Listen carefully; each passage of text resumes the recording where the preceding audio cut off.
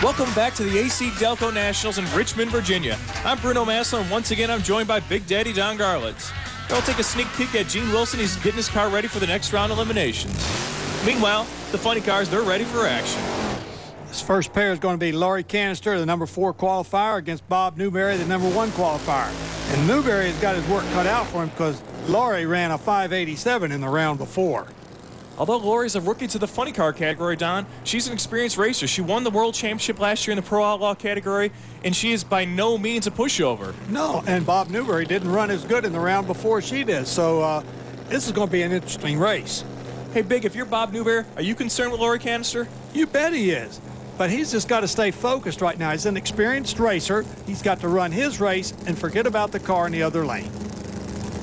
I'm sure Laurie Canister's doing the same, though. I wonder if she's feeling the nerves coming on against the legend and Bob Newberry. The legends always bothered these youngsters. Don, if you look at the background behind Newberry's car, you'll see Steve Boggs, one of the famed tuners of the alcohol funny car ranks. Yeah, he's definitely got a vested interest in this operation. Here we go. Semi-final action. Laurie Canister versus Bob Newberry.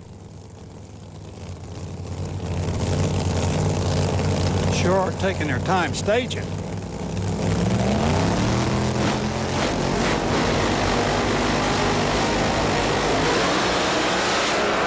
Laurie Canister out of the group. Some massive tire shake there, Don.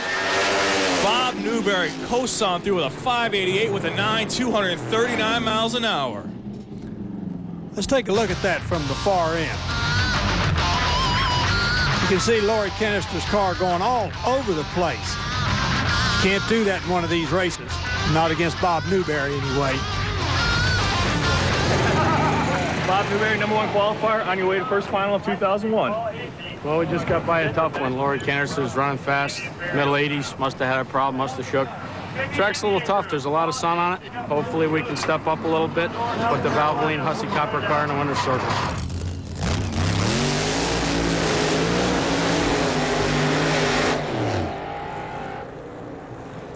In the other semifinal pairing, we have Dave Ray. Now, he got lucky today in a couple of the other rounds. We're going to have to see how he does against Mark Thomas over there in the green car in the far lane. If you've ever witnessed a driver getting ready for competition, you'll notice a plastic cord hanging down from his helmet. What this cord does is plug into a device called a racing radio. The racing radios give drivers complete communication with his crew chief before, during, and after a run. But not Mark Thomas, though. What Mark's plugging into is, of all things, a Walkman. What he does is listen to his favorite tunes and gets himself psyched up for competition. Although it might seem a little unorthodox, could you argue with a 4-time world champion? Boy, I tell you, I wouldn't have liked that myself, but who can fight success?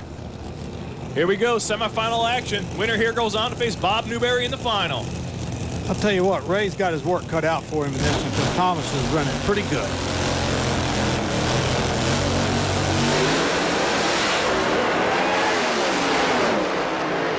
Mark Thomas pulls away with the horsepower. 584 with a 7 will give him lane choice in the final.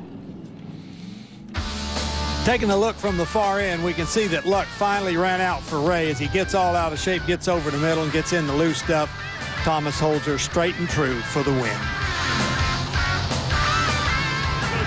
Hey, lane choice in the final against Bob Newberry. Yeah, baby. I tell you what, this is getting better all the time. I mean, it's I gotta give all my guys a whole bunch of credit. And Jim, these guys are working their butts off, but we got a hot rod that's going fast. Like I said before, you know, after we fell apart in Rockingham in the first round, I knew that if we got beat, it was ourselves, and if we win, it's going to be up to ourselves too. Well, down to the final, we got Mark Thomas taking that lane choice over Newberry. Maybe that radio's working for him. Who knows? Little rock and roll never hurt anybody. It's going to be a good battle in the finals, but first we have the Pro Stock semifinals. Welcome back to the AC Delco Nationals in Richmond, Virginia. We've got a great crowd in the stands today, as we have all weekend. Everybody's anxious for the semifinal pair here in Pro Stock. And the first pair, Bruno, in the semifinals is going to be Gene Wilson, our number 2 qualifier, versus Angelo Alisi, the number 6 qualifier. But, you know, just being 6 or 2 doesn't mean anything. It's anybody's race at this track. Yeah, Don, you've seen these cars qualify very tightly throughout the field. A couple of hundredths is in Pro Stock, a couple of qualifying positions. That can easily be made up at the starting line with reaction time. We've seen that over and over. And the one who's done it on a regular basis is Gene Wilson. Let's see if he can do it here again.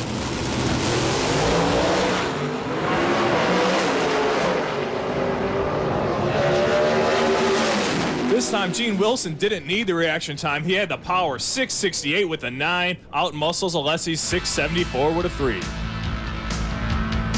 Here in the replay, we see where Wilson's horsepower just completely takes over as he passes Alesi right there at the finish line. Here we go with the other semifinal round pairing. You got Tommy Lee, the #1 qualifier in the far lane, versus Ron Miller, the #5 qualifier in the near lane. Chevy versus Ford looks to be a great matchup.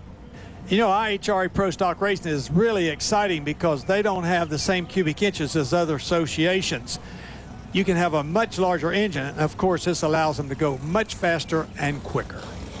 Why are the IHRA Pro Stocks the quickest and fastest accelerating naturally aspirated vehicles? 2 words: cubic inches. We're here in the pit of Ron Miller looking at his 808 cubic inch Pontiac for power.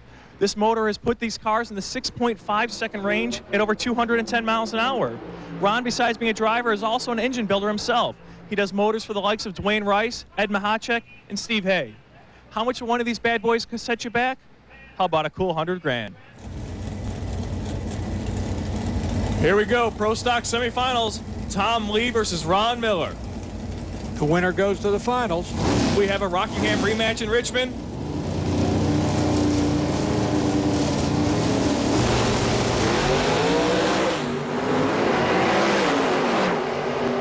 Good drag race. Both cars seeming to groove all the way down the racetrack.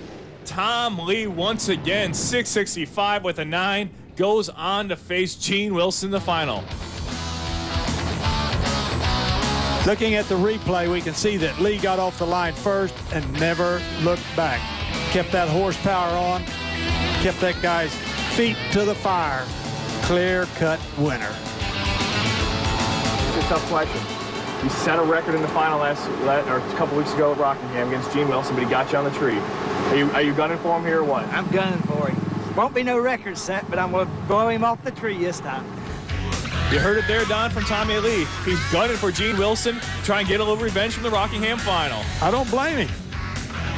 We couldn't have asked for better competition. The finals are up next.